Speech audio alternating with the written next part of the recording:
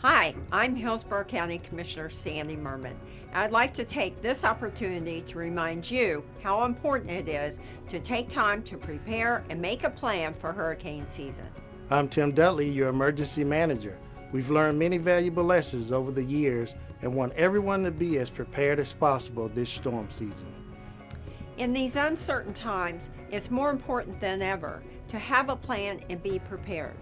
COVID-19 has shown us that coming together as a community and being resilient is key. Our team is working hard to keep Hillsborough County ready for any disaster and to provide our residents with resources in case of a hurricane. To make sure you're ready this year, the first thing you need to do is to sign up for HCFL Alert. You'll receive current emergency information by phone or email. Next, make a plan with your loved ones. Knowing your evacuation zone and evacuation route is crucial. If you have to evacuate, consider reaching out to friends and families that live outside the evacuation zone to see if they can host you. If staying with friends or family isn't an option, you can always consider hotels or motels outside of the evacuation zones. That's right. Hillsborough County emergency shelters are lifeboats, not cruise ships. They should be considered a last resort to keep your family safe. If Hillsborough County emergency shelters are your only option to evacuate, come prepared. You'll need some additional items this year, including face masks, gloves, hand sanitizers, and other personal items. At Hillsborough County emergency shelters, you should be prepared to practice social distancing and come with your emergency kit and the items your family needs. Remember, shelters are not a resort. Their last resort. They won't offer any amenities and resources may be limited. During storm season, you should also keep your gas tank full and keep your emergency kit close at hand. Make sure to check supplies in that kit, including medication, radio, flashlights, and batteries. And as we mentioned, due to the COVID-19 pandemic, please include face masks or coverings, hand sanitizers, and gloves. I want to echo what Commissioner Merman just said. These additions are essential for your health and that of others, especially if you need to go to a county shelter. In addition, do not forget to pre-register loved ones who require special needs accommodations. Hillsborough has programs in place to help those individuals prepare and find safe shelter. And don't forget about our furry friends. You'll need food, a pet carrier, proof of current vaccination, and your animal's county registration tag. Have a plan, know your plan. For more information, please visit hcflgov.net/stay safe. Thank you. Hillsborough County is utilizing CARES Act COVID-19 crisis intervention funding to provide support and financial relief to residents who have had a reduction of wage or are newly unemployed due to the pandemic. The funding aims to prevent residents from experiencing further financial hardship by assisting them with their rental or mortgage payments and past due utility bills. Residents in Hillsborough County, including City of Tampa, Plant City, and Temple Terrace, are eligible to apply. Funding will be on a first-come, first-served basis and will be given only if program requirements are met. Here are the eligibility requirements for families seeking financial assistance. Residents must reside in Hillsborough County, including City of Tampa, Plant City, and Temple Terrace. Impacted by a reduction in or loss of wages resulting from layoff or lessening of hours due to the COVID-19 coronavirus between March 2020 and July 2020. Have liquid assets that do not exceed $3,600, are on a current lease or mortgage plan, have past due utility bills. fall within income qualifications of at or below 120% area median income qualifications as reported on your 2019 tax return for your adjusted gross income for the year. Here are the documents you will need in order to apply for assistance. Scanned copy of the front of your valid Florida driver's license or Florida identification card.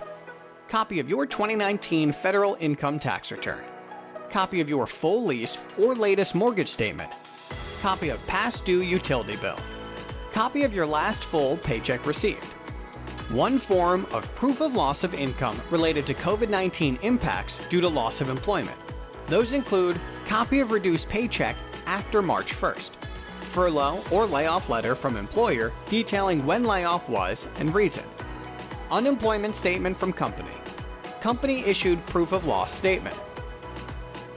Online applications will be available on Monday, August 3rd at 10 a.m. For more information, please visit hcflgov.net/R3.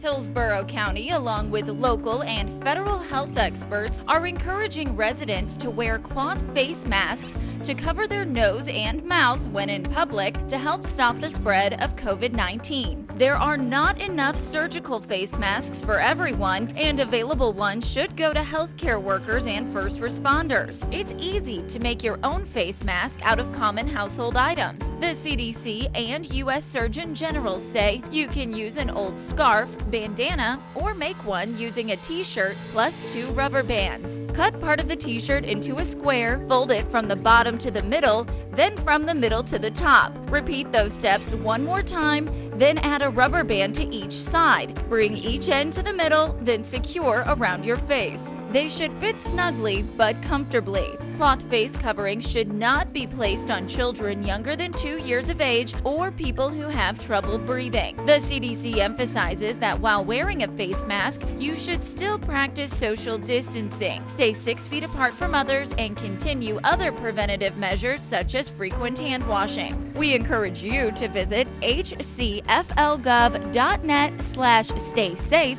for up-to-date information. Hello, I'm WWE superstar Titus O'Neil, and today I'm coming to you as a neighbor. You owe it to yourself and those you love to get tested now. Get the care you need and protect your family. Hillsborough County is offering free coronavirus testing and no health insurance is needed. It costs you nothing to get tested. Visit hcflgov.net/stay safe for more information and have a reservation made today. Share this with a neighbor, and let's come together as a community and keep fighting to get through this. Together, we will come back stronger. God bless.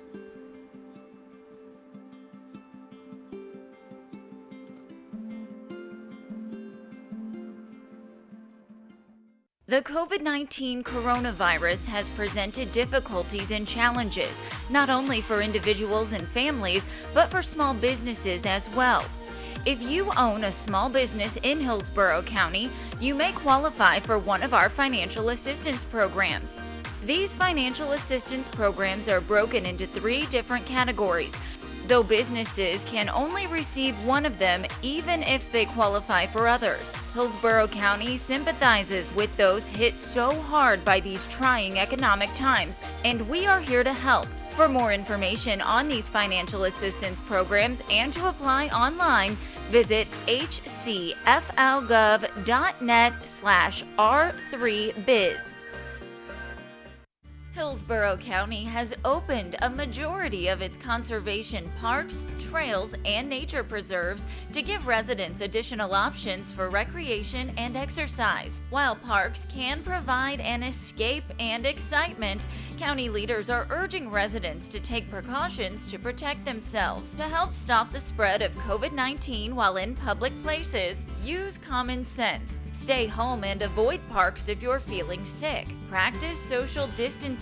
Avoid groups or gatherings larger than 10 and stay at least 6 feet from others while exercising. In addition to social distancing, Hillsborough County leaders continue to urge residents to wear cloth face coverings when in community settings. Bring your own water. Though parks are opening, many amenities will remain closed. Prepare for your visit by packing necessary items like hand sanitizer, and it's a good idea to bring your own disinfectant wipes to wipe down any public surfaces before touching or when touching public equipment. But remember, don't flush them after using. Residents who do not abide by the social distancing requirements or listen to instructions from county staff while enjoying the parks will be asked to leave the property. We encourage you to visit hcflgov.net/stay safe for up-to-date information.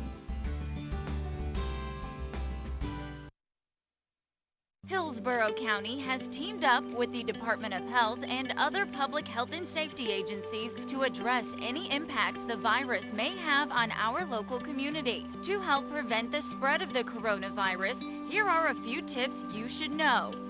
Practice proper hand washing by using soap and water and wash for at least 20 seconds. Use alcohol-based hand sanitizer if you cannot wash. Avoid touching your eyes, nose, and mouth. Cough and sneeze into a tissue and throw it away. Clean, high-touch surfaces frequently. Some examples include doorknobs, credit and debit cards, cell phones, keyboard and mouse devices, and toilet handles. Stay home if you're feeling ill. If you have any flu-like symptoms, avoid contact with the public. Avoid sharing personal items in spaces with those close to you. Seek medical care early if you're feeling sick. Symptoms of the coronavirus can include fever, coughing, and shortness of breath. Seek medical care if you develop these symptoms or if you've been traveling or have been in close contact with a person who has traveled from an area with an ongoing spread of COVID-19. We encourage you to visit hcflgov.net/stay safe for up-to-date information and tips.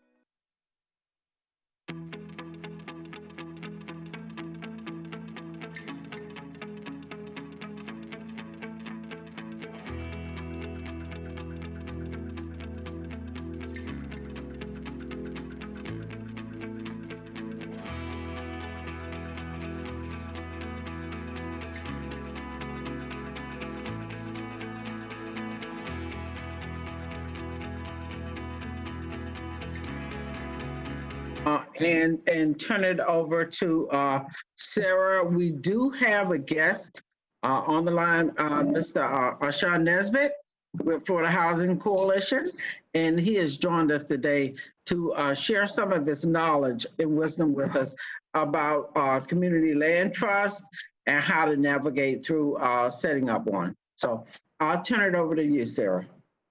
Thank you. Thank you so much, Carol. I really appreciate it. And very, very excited that Sean is here to share his knowledge and his expertise and his brilliance in regards to land trusts. And so, Sean, without further ado, I mean, we are all really, really excited to hear from you about, you know, what you guys with the Florida Housing Coalition have been working on. I know that you created the community land, the primer, the land trust primer, I believe is what it was called. And so that had a wealth of knowledge and information in it. And I think everyone on the call in this committee just really wants to learn a little bit more about what it takes to set one of these up, what it takes to manage a land trust. And if there's any other, you know, pros and cons and any other routes that we could be looking at as opposed to, you know, ensuring that this land would stay affordable in perpetuity. So without further ado, I'm going to turn it over to you and allow you to kind of, you know, talk the walk for us. Thanks, Sarah. And it's good to see you. I'm going to put up a presentation, and I'm not going to start from the beginning. I'm going to start kind of in the middle of it, because I think that, and can everyone see my screen? Yes. Okay, so I think this committee is pretty well familiar with the Community Land Trust and what it is, you know, being a 501c3 organization, you know, that implements a strategy for permanent affordability. So I thought that we could start, you know, just talking about just what you said, Sarah, about, you know, getting started and looking at some of the questions that you might want to ask yourselves as a committee, as a community, when you're thinking about starting a CLT. And, you know, one of the first key decisions would be, you know, thinking about what the CLT will focus on. And I'm hearing some static in the background. I don't know whose it is. Sorry if it's me. So, you know, some of the questions you want to ask yourself, you know, geographic focus. You know, there's a lot of, for instance, investment that's going on right now into public transit, and whether or not you want to focus, you know, making sure that there's permanent affordability around, you know, transit investments, around, you know, other economic development that's happening, you know, for instance, in a university area, and, you know, preserving affordability in a specific geographic location. Another question you would want to ask yourself is, do you want to focus on home ownership or rental, or both? Maintaining affordable options for home ownership and rental, or, you know, will it just focus primarily on rental? You know, this is one of the things that you want to, you know, have a discussion about. And later on, I'll get into an example of how it works for home ownership, so you can really see the numbers. And looking at stewardship only versus active development. And I asked that question because a lot of times a CLT as a 501c3, you know, it has to sustain itself. And, you know, what most CLTs around the state, they're also developers. And so, you know, will the CLT serve as a developer? Will it, you know, function mainly as a stewardship function, meaning to administer the ground lease and make sure, you know, properties are always sold at an affordable price to an income eligible homeowner, or, you know, for rental, you know, that it stays in compliance. So, you know, do you want to create a 501c3 that is also a developer, you know, in with the other developers as well? So, you know, that's one of the things that you want to think about, when starting the CLT. Another question is, where will it be housed? Is there an existing 501c3 in the community that's interested, that has the capacity to operate the CLT for the county? Or will you need to form a new 501c3 to do this? Could it be a program of local government and offer that, similar to what some of the CLT started as a program of local government that eventually became independent 501c3s? Or, will it always be housed as a program of local government, meaning that the local government essentially operates a ground lease program? And then, another question is, how will it be governed? And some of that might be answered by whether, it's an independent 501c3 or very, closely tied with the government. There's a traditional board structure that has, representatives from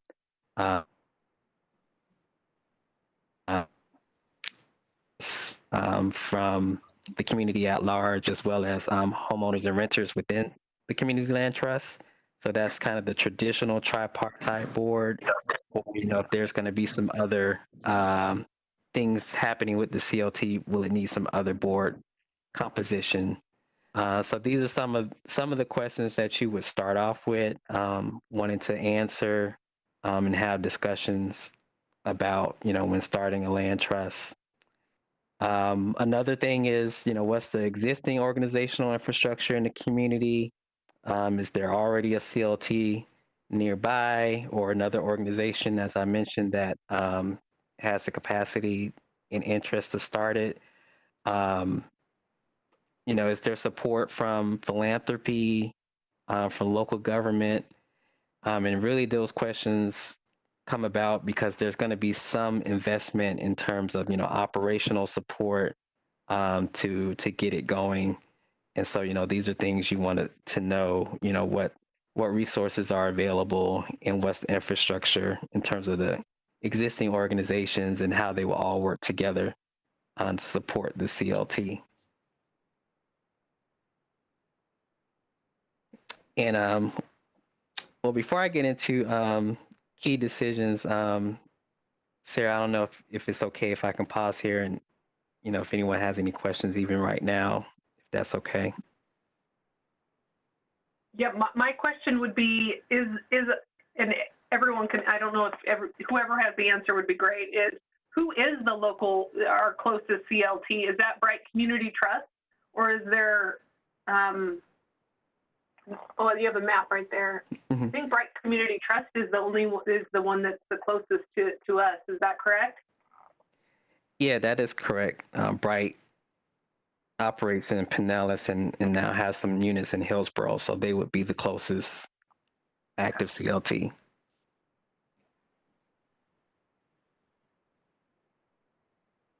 I've done a lot of these.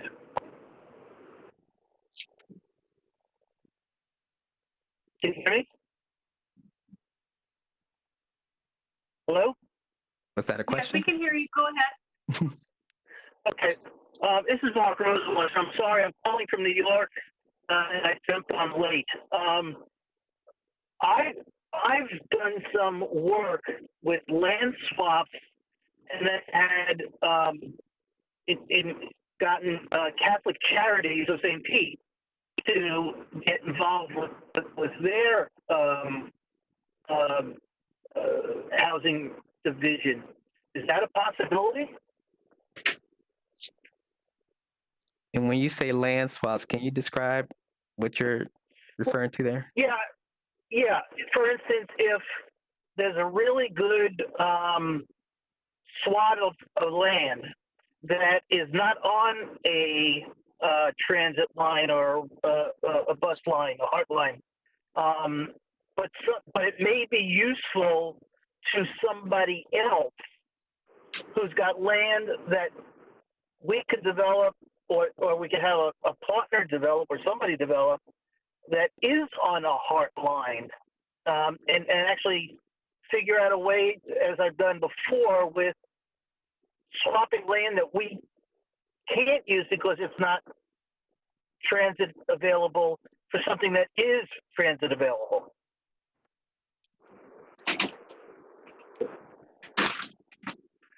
Yeah, I think probably the answer to that depends. So if this, let's say if the CLT owned property, the first piece of property that maybe is not on the transit line, but they wanting to get the property. I mean, that sounds like just a real estate deal that can happen. I don't see any reason why it couldn't happen, but that's just a real estate transaction. I want to say, Mark, this is Cheryl. It depends on how the CLT is structured and what's allowed under the use of the land that's transferred over to them. So it's a lot of contingencies. It's a lot of contingencies with that. And so if we look at, let's say, bringing on, I don't know, 30 different properties under affordable housing, and then in the end under the CLT, we have to remember that first the CLT has to be able to sustain the properties over time, and then when you look at land swapping, it's so many things that you have to consider, and that you work in real estate, the value of the land, the public benefit that's involved, and so on and so forth. So and the kind of critiquing that will go that the public and others will be doing, in looking at these type of deals. They're really going to critique them too. So, but yes, it's a possibility. All of those things are possible, but the structure of the CLT will drive how that business takes place. Okay. Yeah. And thank you, Cheryl. I believe Catholic Charities of St. Pete has got a CLT that they operate. Cheryl, do you know that to be the case? No, I don't know that. I don't know that to be the case. The only CLT that I'm aware of that's in this local area is the Bright Communities Trust. So okay. Yeah, now organizations, they acquire land and they may, in terms bank it a little bit, for those types of things. But thank you, Cheryl. And I think that's exactly right in terms of how the CLT is structured. And that goes back to some of these initial questions. Is it an independent 501c3, which gives it a lot of more flexibility to do those types of creative transactions, or is it more closely tied to local government? What's the funding source involved? So there's a lot of things that might, drive, just a basic, real estate transaction. Yeah, Sean, I think that those questions that you posed are absolutely critical for us to, as a committee, to start thinking of. What will it focus on? What's our geographic focus? What's our coverage? I would think it would be Hillsborough County.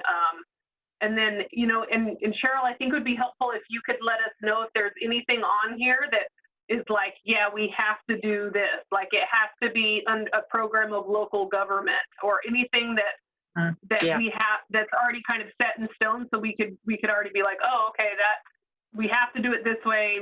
There's not a lot of flexibility in any of these, how we're setting this up.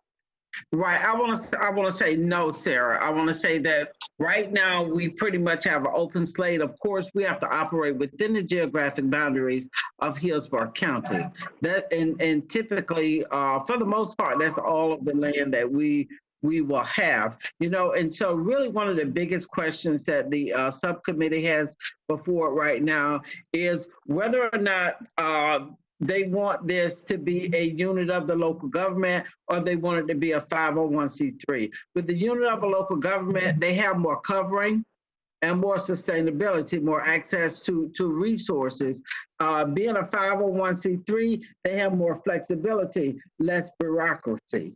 And so those are some of the things that the subcommittee that I would encourage you to think about as you move forward, you know, and how it can be sustained over time as well. Great. That's so helpful, Cheryl. Thank you for letting us know that. So I just want to talk a little on the technicalities of how the COT will work. And I think it's important to really understand, particularly on the homeownership side. And, you know, one of the questions you want to start asking, you know, with regard to homeownership and, you know, how can we balance the I guess the wants, for instance, for, you know, wealth building, wealth creation versus, you know, preserving, you know, our very precious subsidy dollars. And so, you know, that question comes, you know, to a head when we start talking about home ownership and resale formulas and CLTs for home ownership. There are basically 3 types of resale formulas that go into it. And the resale formula is what in the ground lease that controls the price that a home can be resold for after it's initially bought. And so there are 3 kind of main types. There's one that's based off of appraised value. There's one that's just a fixed rate formula where you assign a percentage, you know, that the home can appreciate over time. And then there's an index, which is very similar to fixed rate, but it might be tied to an index that you define, such as, you know, consumer price index. The price of the house goes up at the same rate, or at the same rate, for instance, as area median income is increasing over time. And so, you know, those are kind of different approaches. But really, the thing to think about with the CLT and with the formulas in home ownership is your initial subsidy. So whatever you put into that home to make it initially affordable, whether it's, you know, free land, you know, in combination with some additional developer subsidy, or even if the buyer brings purchase assistance to the purchase that will then stay with the home, is that, you know, as the home grows in value, the value of that subsidy then grows in value with it because it stays with the home, versus when you have a recapture, when you get that money back, you know, 10 years down the road, it may or may not be enough to help a similar situated homeowner. And so, you know, that's something you want to think about when you're looking at your subsidy and, you know, how much of it you want to apply to the CLT model. And so, you know, thinking about program priorities, you know, these are, you know, additional things you want to think about, you know, wealth building and promoting mobility versus maintaining affordability. And, you know, how do you balance the two, or what's your priority? Are you more concerned with preserving affordability, or does it vary from community to community? You know, in some communities, it may be more about wealth building. In other places, it may be more about preserving affordability. So you want to think about that. What buyers' income level you're wanting to target?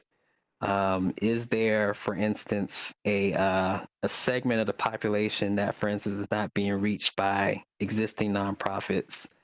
Let's say, you know, Habitat can reach, for example, a certain income level, and your typical purchase assistance is reaching another level, but there's an area in between that's not being reached, or an area below, you know, what's offered through some folks that are not being reached. And so thinking about the income level that you want to reach, and because really the CLT model is to offer homeownership to a household that would not otherwise be able to purchase fee simple. And then there's, you know, market forces that go into it. You know, what's the job market looking like? You know, these are all things you would think about in any program. And, you know, how long it generally takes people to resell. And that's probably something that, you know, maybe Cheryl and some of those that are in that do this day to day can tell you, you know, our typical purchase assistance beneficiary will sell their home within 7 to 10 years. And so thinking about what homes will be valued in the 7 to 10 year time frame, would drive, how you set your resale formula. And then thinking about administrative considerations,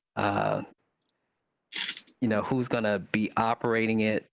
You want to have a resale formula that's easy to calculate, that's easy to explain to someone that's considering a CLT purchase, so that when they go to sell their home in however many years, it was clearly explained to them, they understood it, and they can understand it at the time when they're getting ready to resell. And also, for your own record keeping, to keep good records and understand it internally. And Sean, yes. do you have resale calculations and anything like that in your guys' primer or any of the work that you've had as examples that we could look at? Not right now, but yeah. Actually, I was going to look at one right now, but we do have examples in our home buyer education module. 3 examples in there. Perfect. Just wanted to make a point about purchase assistance strategies. So Florida Housing Finance Corporation has approved some CLT add-on language that can be used with purchase assistance strategies. And you can download that from our website. I can just provide it, but they do have that model language that's already pre-approved. So the usual process of FHFC approval for new strategies, you don't have to do that. You can just add this language, layer it onto an existing purchase assistance strategy. And so you can have your purchase assistance work with CLT purchases. And so I wanted just to show an example of how it could work with home ownership. So you can see that for yourself, and it'll probably, engender some good questions. So I look forward to the conversation. So just imagine a home that's being built, say, from the ground up. The total development costs for that home is $180,000. Out of that, there is the land value of $30,000. So we're going to take that out as a subsidy to the buyer. And so that sales price then, and these are all rough numbers, $150,000. And this buyer is eligible for $30,000 in purchase assistance. And so that purchase assistance is going into a CLT purchase, so it's going to be assumable to the next buyer. So their effective purchase price is $120,000. So when calculating the resale, and this will all be in your ground lease, you would start with that $120,000 to preserve the $30,000 in purchase assistance, as well as the $30,000 in land value. And so when you calculate that, say they want to resell in 5 years, and the fixed rate in the resale formula is 1.5% annually, you get to what's highlighted here, which is a new base price of $128,275. And then you add back in the assumable purchase assistance. So the contract price would be this $158,275. Now the next buyer also gets the benefit of this $30,000 in purchase assistance. So what you have here is hopefully no need to put in additional purchase assistance, and that the next buyer can purchase, essentially financing this $128,275.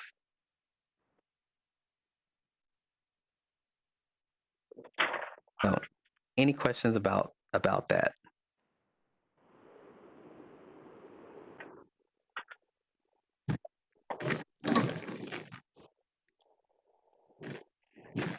So that is to demonstrate. Oh, I see a question from Cody. Yes, thank you, Ashton. Just so I can understand a little bit on your analysis here, on the total development cost, taking outside, the 30,000, where is that other $150,000 like coming from? Like who fully funds that? For that house, like who outlays that initial cost? So the initial purchaser is going to finance that. So they're going to get a mortgage for the difference between the sales price and the purchase assistance, say, that they get from the county. Right. I think I got you, Cody. I want to lean in here and share. So I'll go up to the top number, that $180,000 for the cost to really develop it. So typically what happens is when we're working with a small nonprofit, so the CLT would be a small nonprofit, we go in and we make an investment. So we may invest $80,000 into it. So, and sometimes we see that with our Habitat homes. We see that with Florida Home Partnership, and so we may invest $80,000. Now, the remainder of that money, the CLT will have to get through, let's say, a Wells Fargo or Chase or somebody. Some of it may be debt, but others may be coupled with grant dollars as well. So you get that money together, you get your land together, and you put out 1 or 2 homes. And so that's why, so for the CLT, you have to consider a number of things as a subcommittee. One of the first things that you want to consider is how the nonprofit will operate. The second thing that you want to consider is the growth stages for it. So initially, the CLT will only be able to do like a single family or maybe a duplex or quad or something like that, because they're in that infancy stage. As they begin to grow as an organization, and depending upon just opportunities that are out there, they may be able to come into some acquisition and rehab of an existing property based on maybe some land sales that they've been able to secure, a grant that they've been able to secure, a number of different things. But a lot of that $180,000 will be public investment. Public. So we're initially somehow coming up with that money, and then the eventual end user purchaser, I understand like that metric, but I wanted to make sure that I was under the same clear understanding that we are essentially building the house, and it's almost like or this example, we would be building on spec, and then we'll find someone, or we may already have someone lined up in the wings who wants to buy this particular piece of property. But we initially fund the development through whatever means, whether cash on hand, land that we already have, or whether or not we have, some grants and other partners, but it's something that we initially handle up front. It's just what I was curious about. Yes, and that's why it's so important, Cody. And for everybody who's on here, please listen, that if you're going to move or suggest a model that is, let's say, a 501c3, then there needs to be an accompanying request from the county that says we need a commitment of dollars as well. Because you're going to have that over a period of time to support and to sustain yourself, sustain the operations until you become fully self-sustainable. Right. Okay. All right. That's just what I was.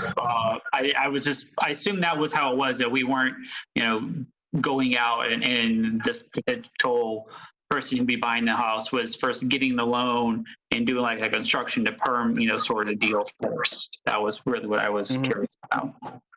Yeah, and this is just it's straight. Not feasible otherwise. Yes, yeah, and this was just straight numbers. And Cheryl's right, that total development costs includes a lot of a lot of things from a lot of sources. And this 30,000, we are calling this the land value. I mean, the land could be, 15 and another 15 in additional, developer subsidy. So Sure. I would, treat that 30,000, as the developer subsidy that goes into it, and then the 30,000 that the buyer brings to the table.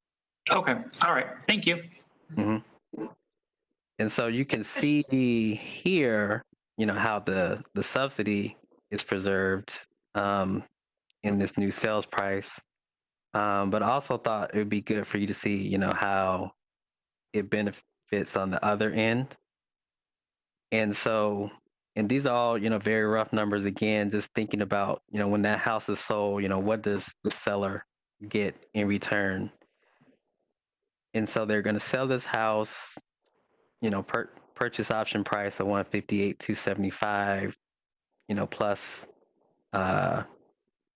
their prorated ground lease fee. There's a ground lease fee of $25 a month that goes to the CLT for administering the ground lease. So they're going to prorate that, minus all their costs. So, paying off their loan balances, taxes, closing costs. So they're going to walk away from this, hopefully, with just over $15,000. And Sean, could you share a little bit with them about shared equity? Mm-hmm. So that again goes back, and maybe I can demonstrate that a little bit on this next slide. So this compares to renting CLT homeownership versus fee simple. And so the CLT is what Cheryl just talked about, the sharing of equity. And what that means is the public invested in this property to make it affordable. So there's going to be some sharing of equity when that property is sold between the public interest and the interest of the individual homeowner or seller. And so if you looked at this home that was originally sold, or originally, total development cost of 180, in 5 years, let's say it's now worth, $210,000 when it's sold. The sharing of equity, you can see under the CLT model, it being sold at 158 is, the portion that went to the homeowner and the portion that's retained to keep it affordable in the public interest. And so that CLT seller is going to walk away, with 15,000 plus, which is a whole lot better than renting, when they were paying more monthly, and they're probably going to walk away with zero. Now, if that same house was sold fee simple, even with purchase assistance, they're still paying more than what they're paying in the CLT monthly payment. Yes, they're going to walk away with more out of that. But you as a public then lose an affordable unit, because that 210,000 is probably not affordable to the same person that brought at one, or that could buy at 158. And so, these are the, going back to the philosophical questions, wealth building versus preserving subsidy, creating home ownership in places where it otherwise wouldn't be available. So these are some of the early questions, but they're played out here in the numbers. So you can see how the equity, though, is shared between the public, the overall good of the community versus, with making good, helping someone get onto the equity ladder that couldn't otherwise get onto. And then they could take that $15,000 and then go purchase fee simple, assuming they've done some other things. They've gotten some really good counseling. They've saved some money. They're paying significantly less monthly. Maybe they've increased their income over time. So a lot of things can work. And so you're not limiting someone from moving up, but you're also preserving the affordability in perpetuity.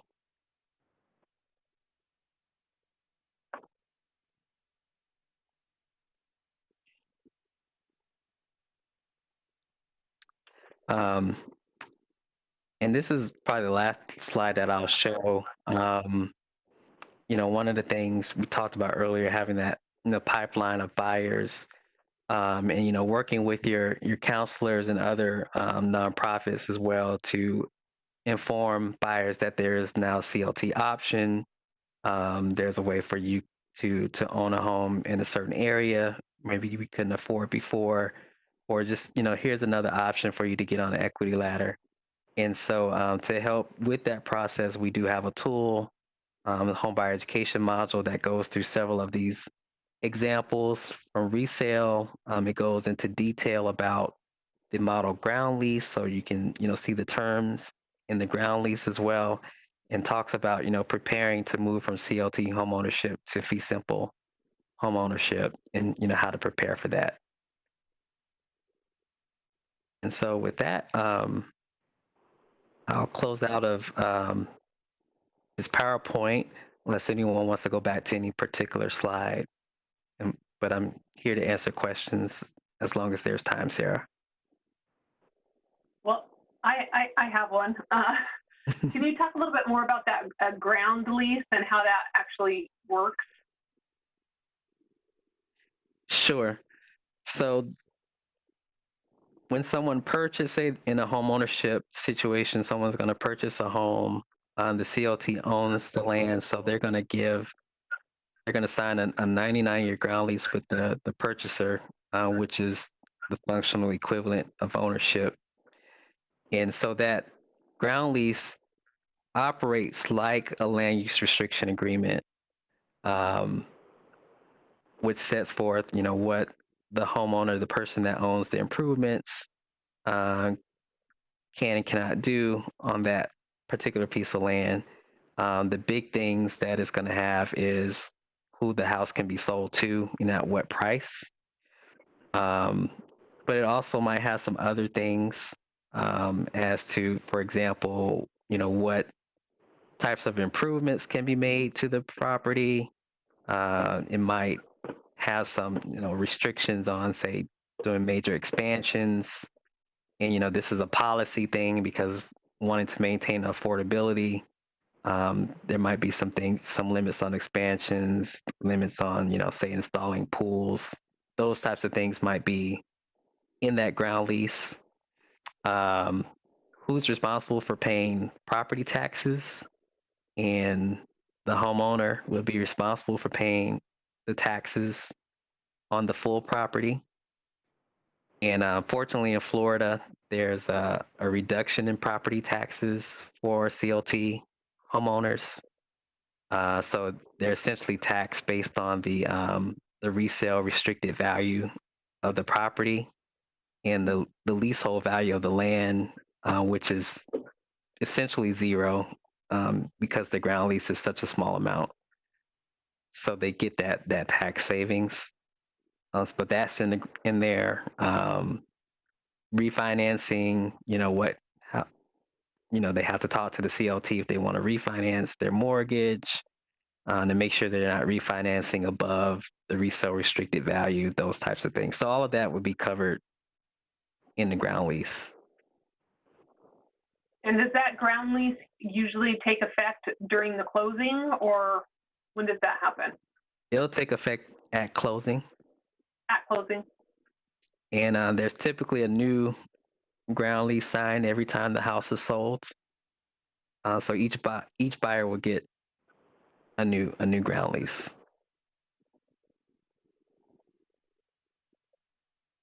Is the new ground lease 99, or is it the balance of what's been used after 99? Everyone gets a new 99-year ground lease. Okay.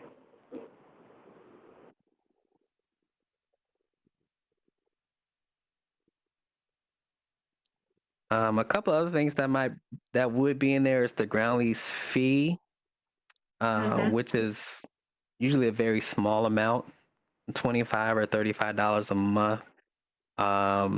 That goes to the CLT, and it, of course, it doesn't cover the CLT's operating expenses. It covers, some of the costs related to stewardship that the CLT does. But the main thing that it does is it keeps the contact and relationship between the CLT and the homeowner. If they're not paying their ground lease, there might be some other issues, and that usually triggers the CLT to get in contact with the homeowner to see what's happening. So the CLT can provide some assistance. We talked about the CLT purchase option, and that relates to the CLT having the right to repurchase the property, kind of has a first right of refusal to come in and purchase the property. And that's all in the ground lease as well. The CLT has the ability to cure defaults with lenders, and that will be in the ground lease, and there'll be lease riders to that if the loan is going to be sold to Fannie Mae or Freddie Mac. And so those things are also in the ground lease and also very important. Sean,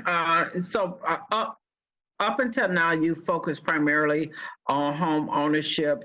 Now, some CLTs also endeavored to engage in multifamily and even some economic development type projects. Could you share a little bit on that, please?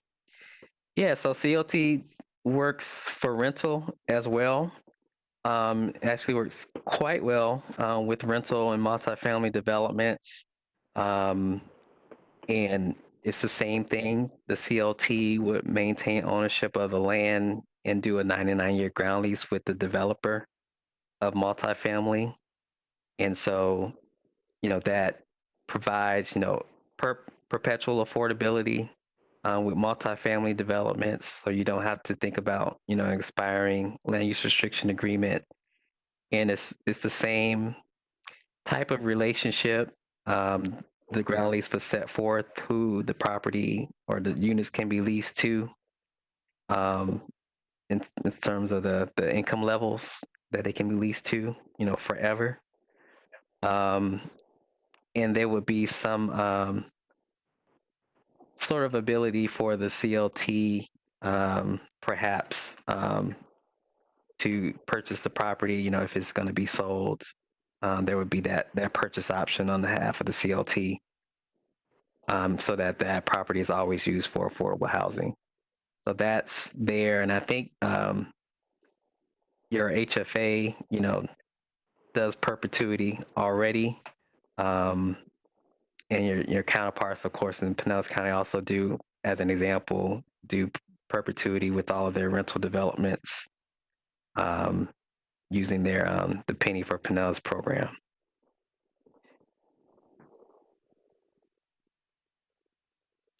It can also on the economic development side, hasn't been used in Florida yet, but in other parts of the country, used for commercial properties as well, to maintain affordability for commercial, or live work, for example, could be one application where you want to maintain that in perpetuity. And so we've seen applications for that, for artist live work, for example, or just to in a community where you want to maintain ethnic identity, so that existing businesses aren't displaced, and so maintaining affordability on commercial properties as well. So you can use it in a lot of ways. And commercial, those in that world, the ground lease is a very common thing. So this wouldn't be a new concept. In commercial, it's just the application specifically in an economic development context. All right, do we have any questions for Sean? Sean, I have one more question. Do you, if you were creating a new development for home ownership and you did a CLT, would you have to have would you have to create an HOA? You do not have to create a HOA. The CLT kind of functions as that. Now it depends. if it's single family detached, that's one thing. And I have to check with our legal director regarding attached like townhome properties, Yeah. whether you would need to create a HOA or not. I think if there's any type of common ownership of any type, I think you do have to create a HOA, but I'm not sure, so I'm not a legal expert. So don't Yeah, quote me on that. I think you're right. I think you're right, Sean. I think if there is any type of common property, whether that is some properties are shared home ownership, where you may have almost like a duplex, but they're owned on one property. You have to have an HOA for that, for townhomes, for condominiums, but for single family homes, no, you don't have to have an HOA, Sarah. Okay.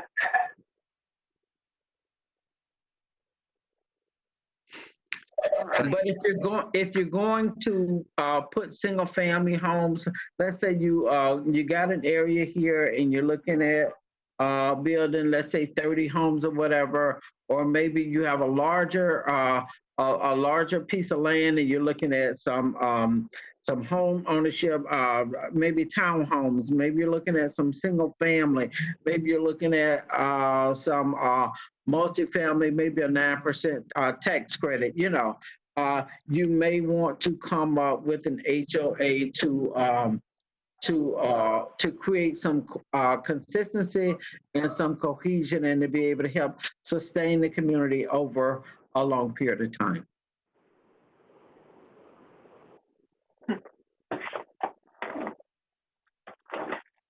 Great. Well, there's no other questions, Sean. We just want to thank you so much for taking time out of your day to go through this with us.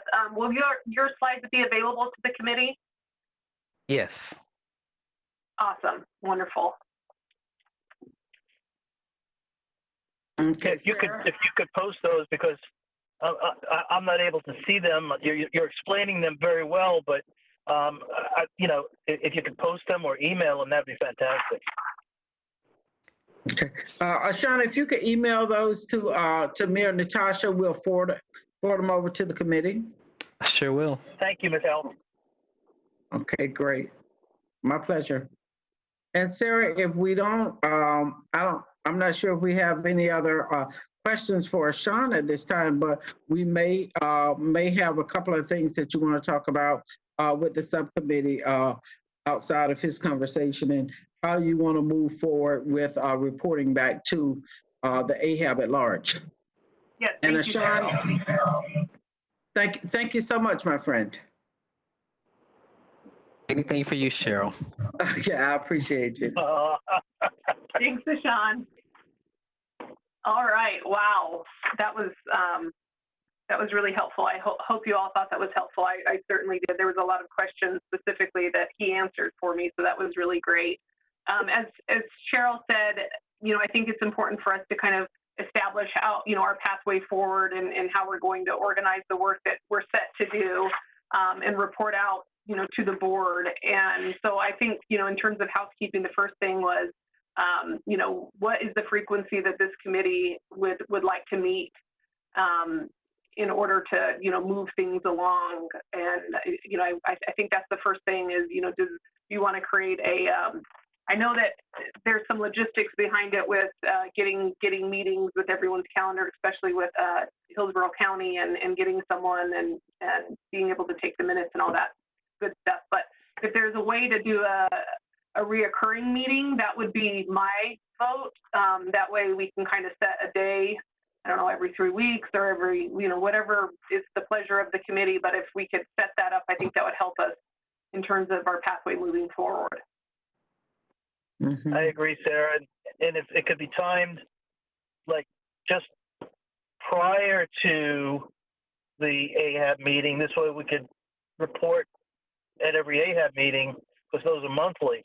And if it's like the week before that or days before that, at least it allows us to make a report to every meeting. Absolutely. I want to say to the committee as well, Sarah, that I think it's important that that there's action taken at each subcommittee. And so when you go back to the AHAB board, you say, this is our recommended action for our previous meeting right here. And so there's a couple of, I want to say, large ticket items that's on the table right now.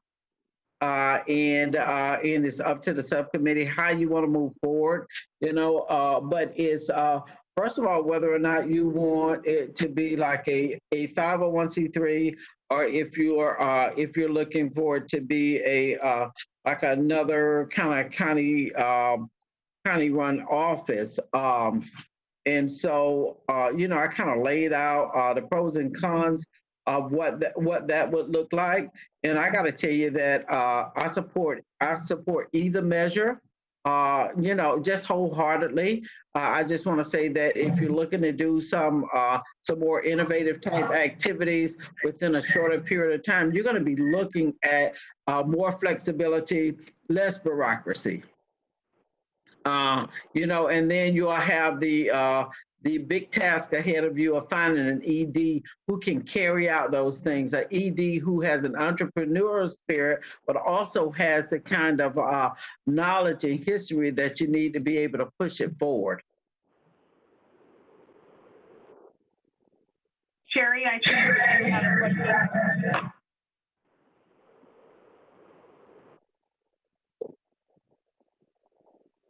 Sherry, we can't hear you. Unmute yourself. I'm sorry. If we go as a standalone 501c3 and we have to have the expense, administrative expense, how long does that, where are we supposed to get the funding for that? I mean, are we going to be going to the BOCC and say, we want to take this out of the housing budget, or create a new line of income for this? Well, I think that could be a recommendation from the subcommittee, or a recommendation to the AHAB at large, and say, we like to be a separate 501c3. We need a budget of $250,000 a year in order to sustain for the next 3 years. We need that kind of commitment, and see where the AHAB goes with it, whether or not they want to support that kind of concept, or not. So then on the flip side, if we stay with it belonging and being an arm of Hillsborough County, it would still fall under your office. Would that require a couple of FTEs to maintain this new arm? It would. It would require. You're right. It would require some additional staff support, and it would also still be entangled, if you will, in the bureaucracy. Right, but I'm saying they might both require the same amount of capital from Hillsborough County. They could easily require the same amount of capital. I just think it's an issue of optics, and how you guys want to move forward as well. And so, as I said, I totally support both measures. I see the 501c3 as a more flexible way to really be able to go out there and do some things. There are some risks. There are some increased risk with it. If it stays up under the county, it is a safe, somewhat of a safe bet. But you're going to have the bureaucracy that goes along with that as well. And so, like the land swap, and like Mr. Rosenwasser talked about, that's not typically something that's going to happen with the county,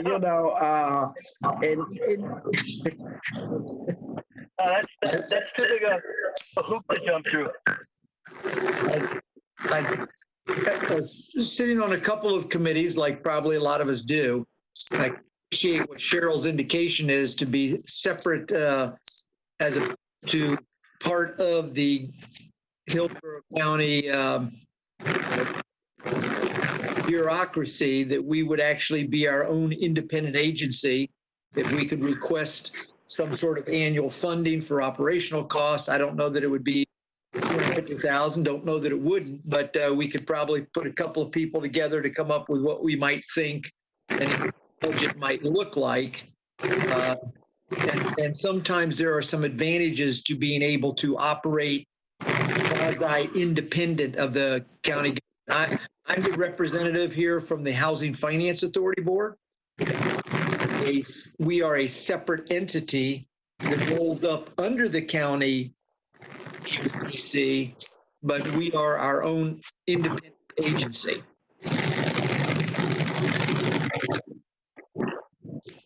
I think that the one thing I'm thinking of is I think there's definitely big benefits in terms of operating out of a 501c3 due to red tape. Call it that. The question that I have is, you know, are we looking at going in a direction and finding the five already established with policies, procedures, you know, experience, 501c that is doing the work, or are we talking about creating something completely new, which to me is apples to oranges?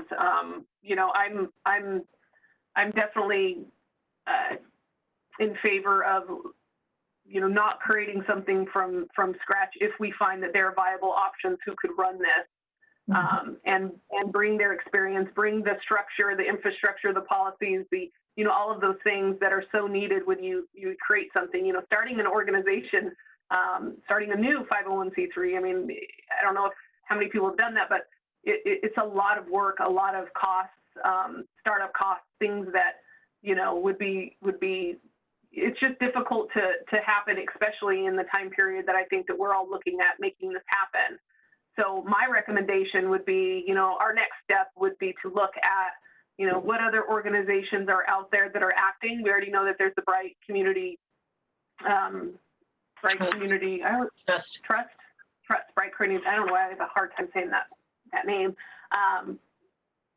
Is that a viable option? I don't want us to pigeonhole ourselves into one option, but are there other options, you know, other nonprofits, other 501c3s that would be able to, you know, take this on as well? I think this is one of the most important decisions that this committee is going to make. So I think that it's important for us to really think about this decision and weigh the options, pros and cons. And then, you know, the other piece that I feel goes along with this, and in order to make an informed decision, we need to look at a budget. We need to look at the numbers that would be tied to that. You know, what are these costs that we're thinking of that would be associated with creating this new, you know, the operations of it, whether it be under Hillsborough County's purview or a 501c3, what does that budget look like?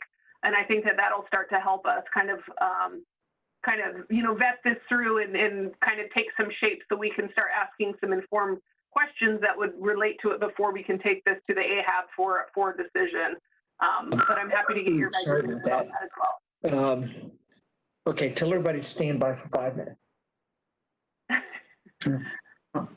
Okay, I just want to share with you, Sarah, that there are, so there's Bright Communities Trust in this area. There is a community land trust that's down in the Sarasota area, and there may be one more option. And certainly, I would encourage the subcommittee to maybe bring on Bright Communities Trust to talk, you know, to have a conversation with the committee or with the board as a whole, and bring on the other one or two as well, and so you could kind of get to know them a little bit to see, you know, if there are potentials, if there are agencies that you're even willing to look at, and you know, because I can tell you that the options are few, right? But you do have options. I have a question. Thank you, Sarah. If we're not going to form a separate, you know, 501(c)(3) and we're looking at are you thinking about like having a different land trust that's already up and running kind of take over for us? Like we delegate or we just provide them funds? I guess I'm a little trying to understand like the thought process there. I'd like to make a suggestion to the committee. And Cheryl, you're going to be semi-related to this. We could probably ask Mary Helen to, give us an hour of her time to maybe make some suggestions, because what we're doing here is a first cousin to what our second cousin to what the Housing Finance Authority Board does. And she is our county attorney that sits in on our meetings. So she could, instead of us trying to get that right now, just be in an information gathering mode and maybe get her to be on, see if we can put together some sort of a call in the next couple of weeks where we get her to join us for an hour to give us some ideas. Mm-hmm. And for those of us who don't I think that's a great idea, David. Yeah. Who can you speak to who Mary Helen is? Mary Helen is a county attorney, and she is the county attorney assigned to the Housing Finance Authority Board, and she's been on that board as long as the board has been around, about 25 years now. So she has a huge amount of expertise in how she may have some suggestions, she may not. She may have suggestions on how to structure this particular organization, things that we should look to align ourselves with. She's just kind of a wealth of information that maybe we should not overlook. And I'm throwing that out there because I think if I asked her, she would probably set aside an hour or so for us to sit around and brainstorm and give us some high-level ideas, and then up to us to pound them down and figure out which way we want to go. I'm not suggesting that she would structure our organization. I'm simply suggesting that she would be probably better than average information source as we're struggling being a good word, as we're trying to figure out who we want to be when we grow up and who we want to hang out with. And if I so apologize, I have another call that I'm the host of this 6 minutes ago.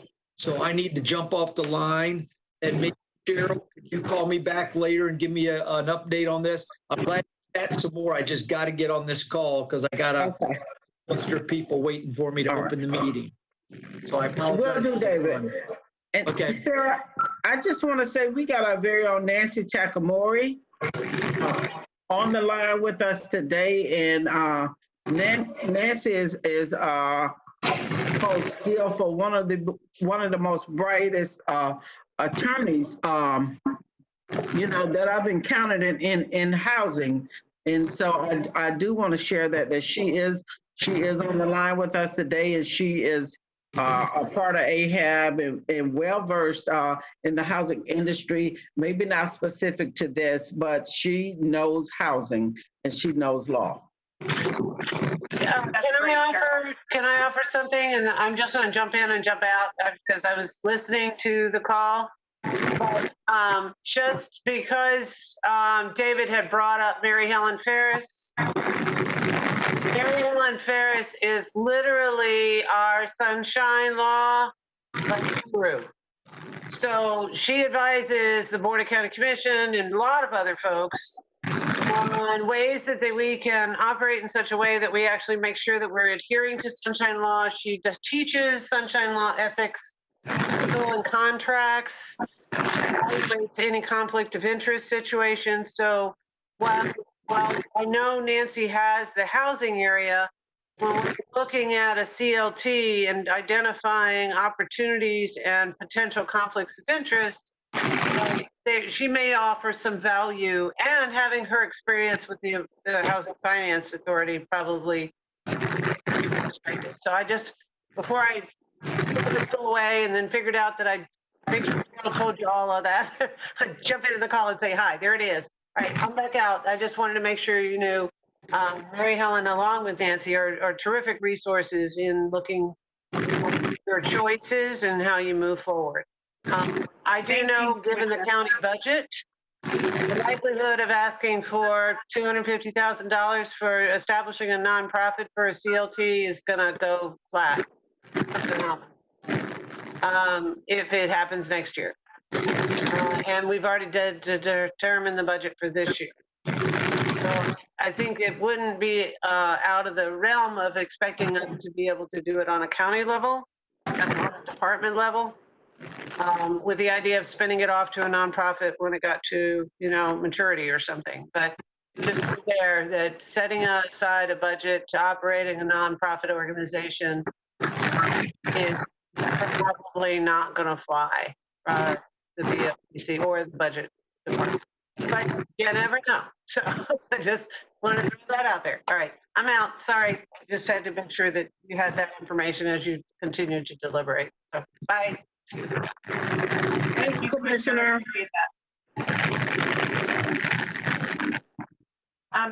Could everybody mute their phones that's not talking, please?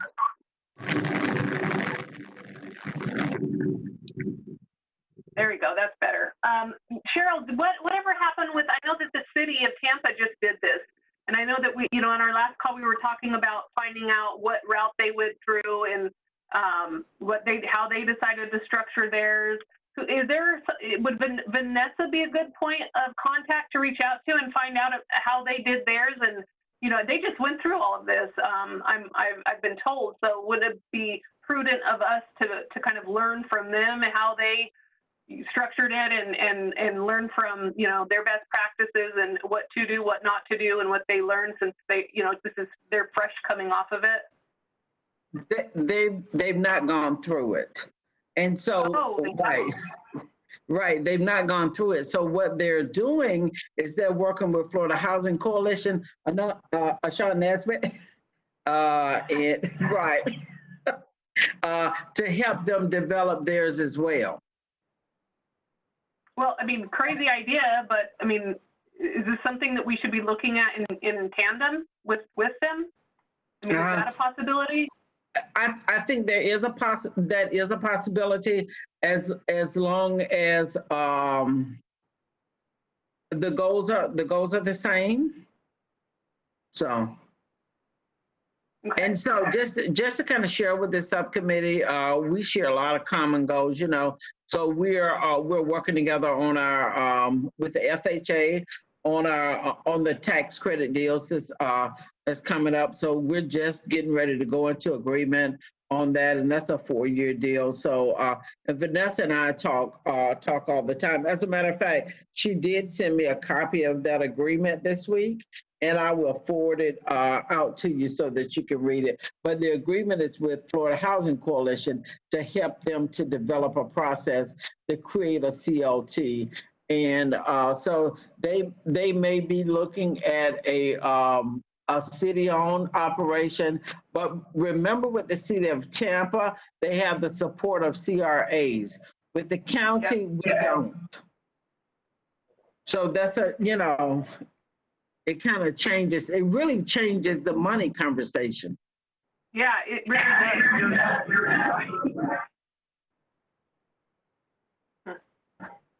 All right, I think we've ran over our time. I do apologize, but there's just so much to kind of, for this committee to kind of get it's kind of, we got to cast a wide net and kind of understand what we're trying to solve for. And I feel like today's call was very informative. I know that we didn't solve a lot, but I think that, given this is our second meeting, I think that, this has been very helpful for me to kind of understand the purview of what we're trying to do in this committee and what decisions need to be made moving forward.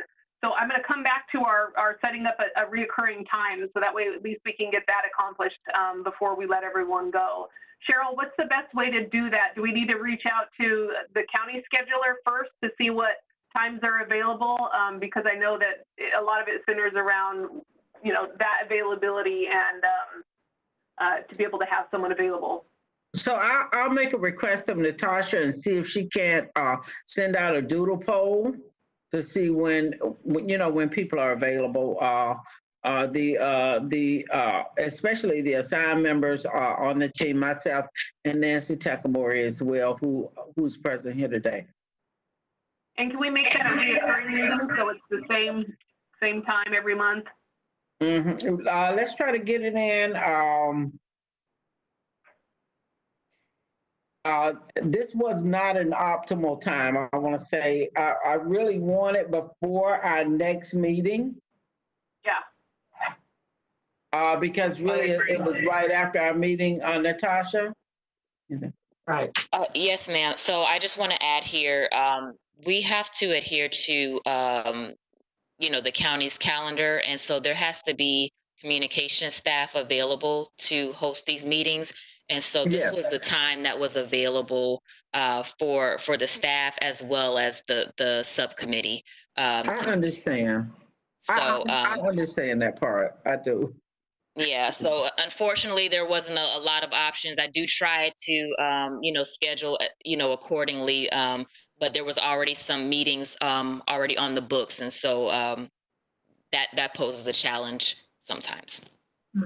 Okay. So we're going to get started on it as soon as we can. And hopefully we'll have something that's open on the communications calendar. So we can get something scheduled before we go back into our next meeting.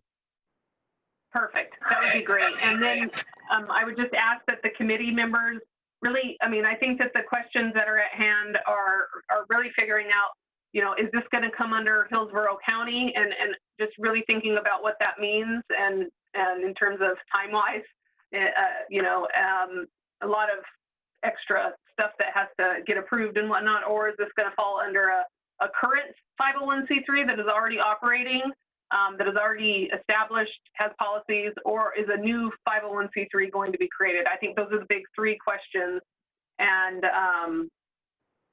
And then identifying how we move forward from there.